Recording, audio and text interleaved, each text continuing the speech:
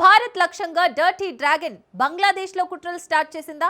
మతోన్మాద మూకలతో చేతులు కలిపి భారత్ను టార్గెట్ చేయాలనుకుంటోందా? ప్రస్తుత పరిణామాలు చూస్తుంటే అవునని సమాధానమే వినిపిస్తోంది. బంగ్లాదేశ్లో ఎన్నికలు దగ్గర పడుతున్న వేళ మతోన్మాద పార్టీ జమాతే ఇస్లామీకి దగ్గరయ్యే ప్రయత్నం చేసింది బీజింగ్. భారత్ పేరు వినడానికి కూడా ఇష్టపడని జమాతే చీఫ్ ఫహ్కూర్ రెహమాన్తో మంతనాలు జరుపుతోంది. హసీనా హయాంలో బ్యాన్ చేసిన మతోన్మాద జమాతే ఇస్లామీతో సత్సంబంధాలు కొనసాగిస్తామని హామీ ఇచ్చింది. కానీ ఒక మతోన్మాద పార్టీకి చైనా ఎందుకు దగ్గరవుతోంది? భారత శత్రువుతో చేతులు కలపడం వెనుక జిన్పింగ్ సర్కారు వ్యూహం ఏంటి? Let's watch. టార్గెట్ భారత్, మతోన్మాద శక్తులతో చేతులు కలిపిన చైనా. బంగ్లాదేశ్ భుజాల మీద నుంచి భారత్ను దెబ్బకొట్టే వ్యూహం. జమాతే ఇస్లామీతో దోస్తీ వెనుక డ్రాగన్ కంట్రీ డర్టీ గేమ్ ఏంటి? శత్రువుకు శత్రువు మిత్రుడు అంటారు. నిజమే, దేశాల మధ్య వైరంలో ఈ వ్యూహం వర్కౌట్ అవుతుంది కూడా. కానీ తన ప్రత్యర్థిని టార్గెట్ చేయడానికి మతోన్మాద మూకలతో చేతులు కలపడం ఎంతవరకు కరెక్ట్? ఉగ్రవాదులకు మద్దతు ఇవ్వడం ఎంతవరకు న్యాయం? ఇప్పటి వరకు పాకిస్తాన్ చేసిన ఈ దుర్మార్గపు చర్యలని ఇప్పుడు చైనా కూడా అమలు చేయాలని అనుకుంటోంది.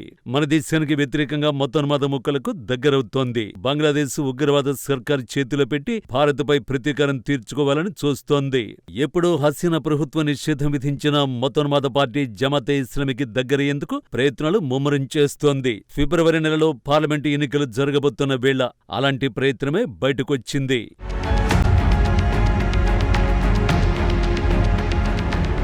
ఈ ఫోటోలో ఉన్న ఇద్దరిలో ఒకరు బంగ్లాదేశ్లోని చైనా రాయబారి, పేరు యావో వెన్. ఈయన భేటీ అయిన వ్యక్తి పేరు షఫీకుర్ రెహమాన్, హసీనా నిషేధించిన మతోన్మాద పార్టీ జమాతే ఇస్లామీ చీఫ్. ఇతడితో భేటీ అయిన వాళ్లలో యావో వెన్తో పాటు deputy chief of mission Liu Yuyin, political director Zhang Jing తో పాటు చైనీస్ అధికారులు ఉన్నారు. ఇరు దేశాల ప్రతినిధులు చైనా, బంగ్లాదేశ్ మధ్య ఉన్న అంశాల గురించి చర్చించారు. కానీ ఈ భేటీ వెనుక అసలు లక్ష్యం ఏంటి? పాకిస్తాన్ ఐఎస్ఐతోనే కాక ఉగ్రవాదులతో లింకులు ఉన్న జమాతే ఇస్లామీతో సత్సంబంధాల కోసం చైనా ఎందుకు ప్రయత్నిస్తోంది? సింపుల్, బంగ్లాదేశ్ సార్వత్రిక ఎన్నికలకు కొన్ని రోజులు మాత్రమే మిగిలి ఉంది. ఈ ఎన్నికల్లో బంగ్లాదేశ్ నేషనలిస్టు పార్టీ, జమాతే ఇస్లామీల మధ్య ప్రధాన పోటీ ఉంది. సో ఒకవేళ పవర్లోకి జమాతే ఇస్లామీ వస్తే తమకు అనుకూలంగా మలుచుకోవాలి అన్న లక్ష్యంతోనే చైనా ఈ ప్రయత్నాలు చేస్తోంది. ఇప్పుడే కాదు, జమాతే విషయంలో చైనా ముందు నుంచి ఇదే ప్లాన్ అమలు చేస్తోంది. గత ఏడాది షఫీకుర్ రెహమాన్ నేతృత్వంలోని ఓ ఉన్నత స్థాయి ప్రతినిధి బృందాన్ని చైనా ప్రభుత్వం తమ దేశానికి ఆహ్వానించింది కూడా. జమాతే ఇస్లామీ సైతం పాకిస్తాన్తో పాటు చైనాతో సంబంధాలు తమకు కీలకమని ప్రకటించింది. ఇరు దేశాల ప్రజల సంక్షేమానికి చాలా ముఖ్యమైందని జమాతే ఇస్లామీ పేర్కొంది.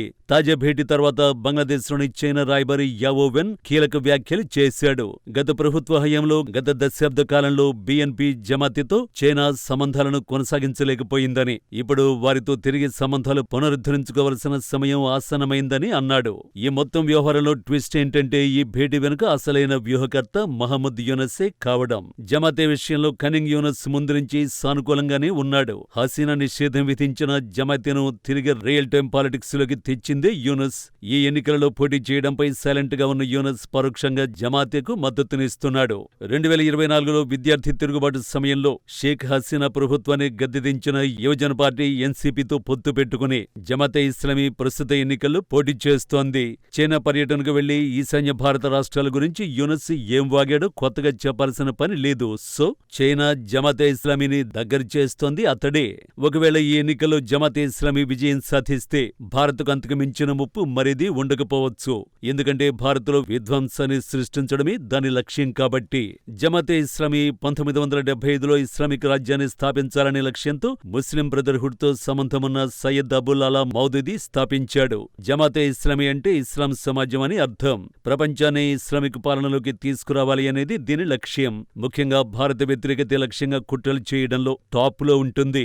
ఈ సంస్థ బంగ్లాలోని అతిపెద్ద ఇస్లామిస్టు పార్టీల్లో ఒకటి. గతంలో ఖలీదా జియా బిఎన్పితో పొత్తు పెట్టుకుంది. 1971 యుద్ధ సమయంలో పాక్ దళాలకు సహకరించింది. జమాతే సభ్యులు రజాకర్, అల్ బదర్, అల్ షామ్స్ శాంతి కమిటీ వంటి సహాయక దళాల ఏర్పాటులో నిమగ్నమయ్యారు. వీరు బెంగాలీ స్వాతంత్ర్య సమరయోధులపై, ముఖ్యంగా హిందువులను లక్ష్యంగా చేసుకుని దౌర్జన్యాలకు పాల్పడ్డారు. దీంతో బంగ బంగబంధు షేక్ ముజిబుర్ నేతృత్వంలోని మొదటి ప్రభుత్వం ఈ సంస్థను మొదట నిషేధించింది. బంగ్లాదేశ్ ఎన్నికల సంఘం 2013లో న్యాయస్థానం తీర్పును అనుసరించి జమాతే రిజిస్ట్రేషన్ ని రద్దు చేసింది. ఈ నిర్ణయాన్ని 2023లో సుప్రీంకోర్టు అప్పీలేట్ డివిజన్ సమర్థించింది. 2024 ఆగస్టు 1న హసీనా సర్కార్ జమాతే ఇస్లామీ దాని విద్యార్థి విభాగాన్ని అధికారికంగా నిషేధించింది. తర్వాత కొన్నాళ్లకే యూనస్ సర్కార్ నిషేధాన్ని ఎత్తేసింది. అలాంటి మతోన్మాద సంస్థకు మద్దతు తెలపడం అంటే ముమ్మాటికి భారత్ను టార్గెట్ చేయడమే. బంగ్లాదేశ్ ఆల్రెడీ భారత వ్యతిరేక కుట్రలకు వేదికవుతోంది. పాకిస్తాన్ ఐఎస్ఏ ఒక్కటే కాదు, ఆ దేశ ఉగ్రవాదులకు ఢాకా వేదికైంది. సింపుల్ గా చెప్పాలంటే బంగ్లాదేశ్ మరో పాక్లా మారిపోయింది. ఇప్పుడు చైనా సైతం జమాతే వంటి మతోన్మాద గ్రూపుల గెలుపును కాంక్షిస్తోంది. ఆ గ్రూపులను అడ్డు పెట్టుకుని భారత్ను దెబ్బకొట్టాలని చూస్తోంది.